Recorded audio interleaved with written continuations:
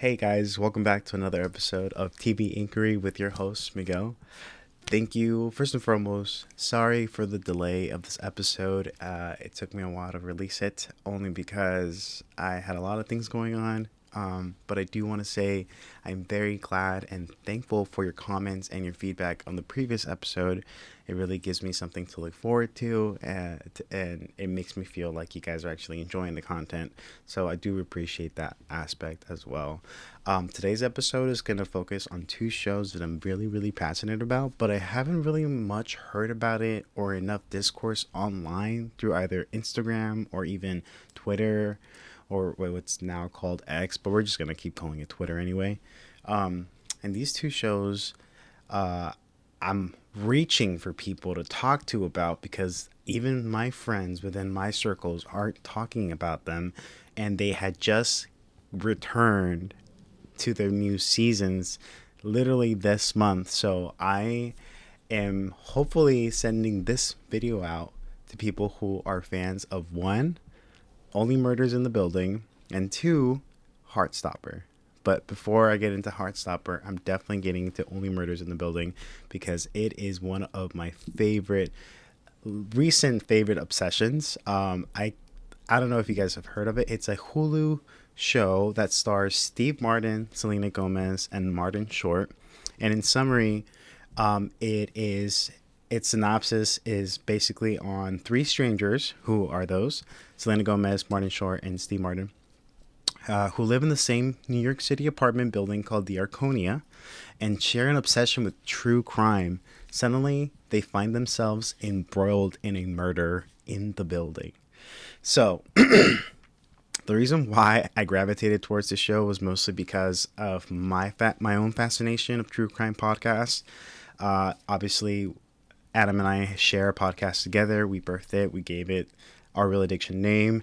But my truest form of podcasting and my earliest recollection of ever coming to terms with a podcast was always focused on true crime.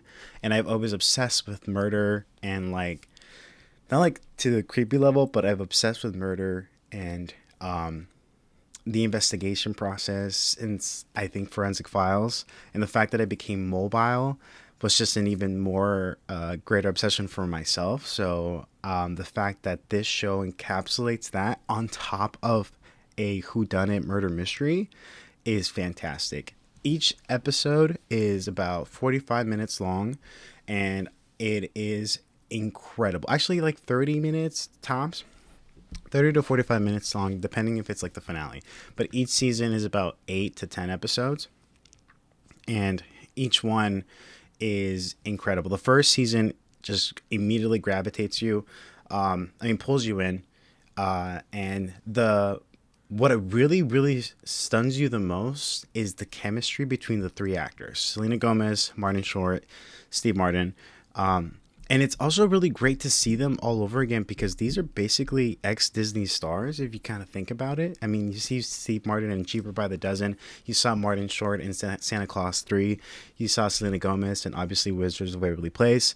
And the fact that they came together with Steve Martin as the executive, as one of the executive producers and creators of the show, and pulled their talents and managed to pull off a show that is captivating and keeps you on the edge of your seat, and also gives you that true crime with whodunit style of narrative is really great. Not only is it just not only are these three stars like headliners of the show, but there are incredible side characters that are just super entertaining and lovable and fun.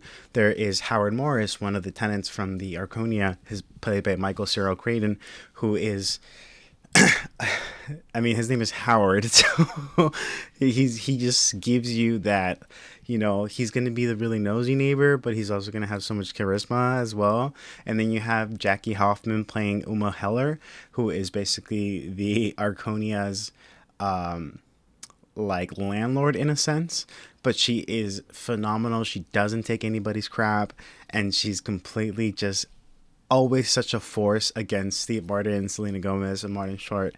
And not only her, but we also get some incredible, great guest stars. In the first season, we get Tina Fey playing Cinda Canning, who is basically the trio's main inspiration behind their true crime like obsession. You also get I think the first, yeah. 1 second, guys. Yeah, so you have Tina Fey in the first season. The second season, you get Amy Schumer, and then you also get oh boy, here we go. Here we go. I have it. Oh my God, she was in Glee. I loved her in Glee.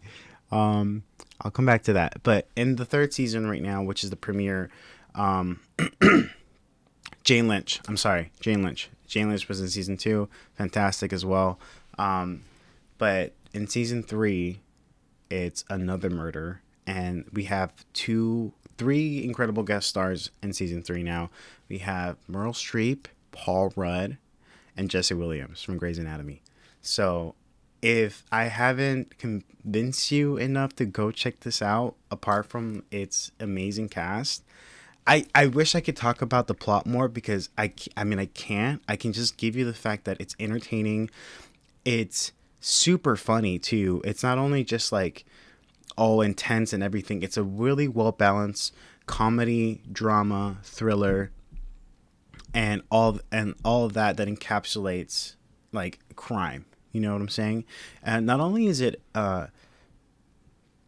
narratively captivating, but I obviously love some of the shots that the directors have used here. Some of the ways they use their characters to navigate towards their Arconia, and even give you a sense of like who done it, where you're thinking sometimes that even the trio is involved, and it kind of brings you on this wild goose chase that maybe this person is going to be the killer, or this person is going to be the killer, and it just completely keeps you guessing. So far, I think the third season, with only a couple reviews, hit a 96% on Rotten Tomatoes, and every other season prior to that has been around that range, from 80 something to 90. And if that doesn't convince you either, please just give it a go. Watch the first episode. It's on Hulu. It's a really, really, really great show. The score season is also really fun too. Sorry to bounce around, but the score is really great too. It just really captivates you. It's very more violin based, which I think it's a very versatile and great choice for an instrument when it comes to either crime and dramas, because there's such an unnerving feeling when it comes to the violin. And I obviously, Oppenheimer is one of the examples that, most of the score there was based off of violin. So please check out this episode. Please check out the show. Tell me what you think about it, and form your own ideas. Share it, please. So thank you. The second show that I wanted to talk to you guys about and share is Heartstopper. Now, okay, don't give me crap, but Heartstopper is more commonly known within a smaller community that I'm a part of. Obviously, it's not small. It's part of the LGBT community. It's a show that I really, really enjoy. But the reason why I want to share that is because not a lot of people not the common majority of people aren't really gravitating towards Heartstopper, which is okay. Some shows have a target audience. Obviously, this show is one of them, but it is produced by Netflix, and I'm pretty sure you guys have seen it on your home screen whenever you log in. But it is a adaptation of the graphic novel that Alice Oseman produced. Obviously, there's a couple series now going on. The first season premiered last year, and I really, really enjoyed that. And it follows teens Charlie and Nick as they discover their unlikely friendship might be something more as they navigate school and young love in this coming of age series. The reason why I want to share Heartstopper is mostly because it is something that really kind of I can relate to. Growing up as a queer kid, I had a hard time finding myself and finding ways to come out and finding ways to be comfortable with my own sexuality, because I didn't have examples of that, and everything that I knew growing up, as a Mexican kid was just stereotypical and scary, almost offensive types of gay people that I had trouble even finding any type of relation in, or relativeness in, because to me, deep down, I always felt like, well, I like men, but I don't like them like that, or I don't want to be, I don't want to be transforming my body to become a woman or anything like that. And this show, Heartstopper, it's a very healthy introduction to sexuality in the sense where it really does give you a modern day approach to a queer kid in high school or in middle school who is finding themselves as they navigate through, like, obviously puberty and through their friendships and through math class.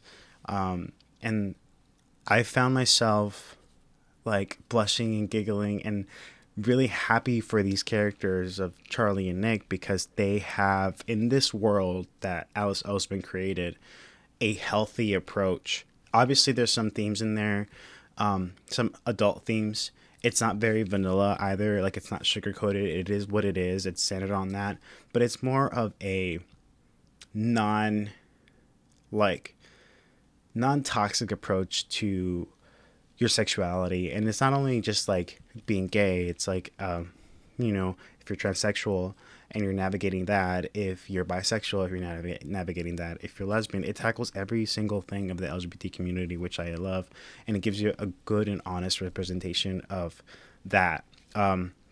Charlie is played by Kit Connor. I mean, Charlie is played by Joe Locke, and Kit Connor is played by Nick Nelson. Joe Locke is actually, this is his first time acting. This is actually his first leading role, so I was very happy for him as I discovered that. Kit Connor has actually been more of a child threat. He actually was, the first time I think I saw Kit Connor was in the Elton John biopic, and he played the younger version of Elton John, and during that scene in the beginning when he's running through the bars and then he's singing "The Bitch Is Back," which is great. So he was that, and now we see him and he's more mature and grown, and it's really great to see him.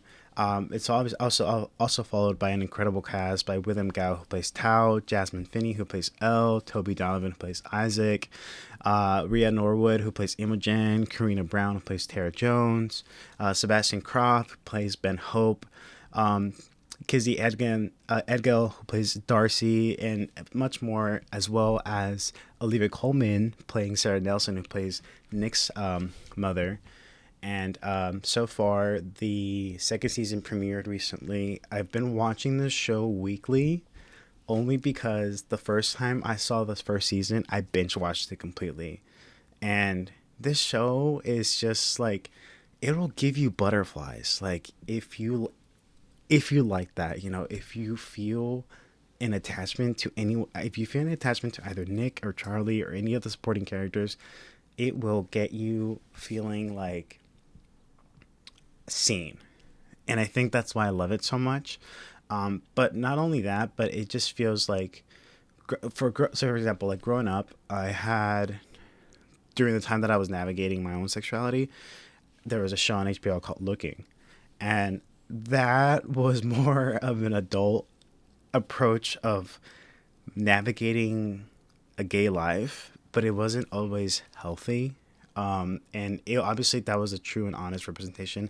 And again, too, like I was in high school. Like, what was I doing watching HBO shows at the time? But like, at the end of the day, everyone watches them anyway. So to me, that was a representation that wasn't very good for me. And unfortunately, I picked up on things like that. So visiting Heartstopper for the first time, it felt way better, where it was like, oh, this is a show that will not, it's not like it's going to groom you or anything like that. God, no. And I hate even mentioning that. I'm sorry that I did, but it's going to be a very healthy approach of like, hey, like, it's okay. Things are very confusing. Sometimes it might not get better, but this is how you can handle it. And obviously it's a really fun show. and they do such an amazing job. I think they did a great job altogether. It takes place in London, so that's what I meant.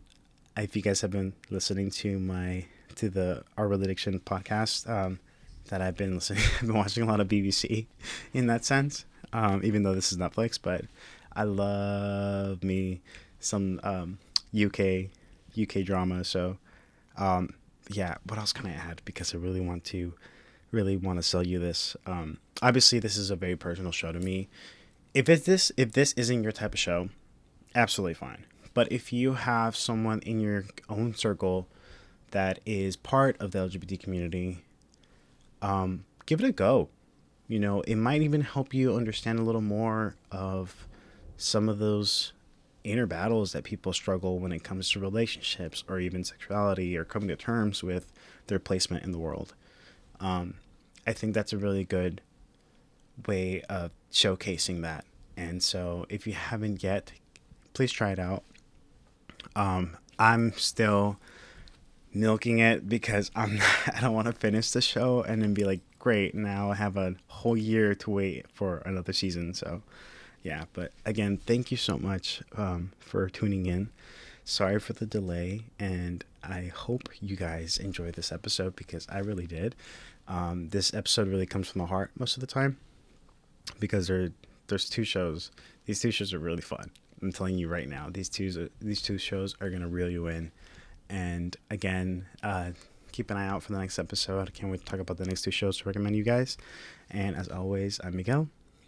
And this was TV Inquiry, Episode 3, Sig Parvis Magna, guys.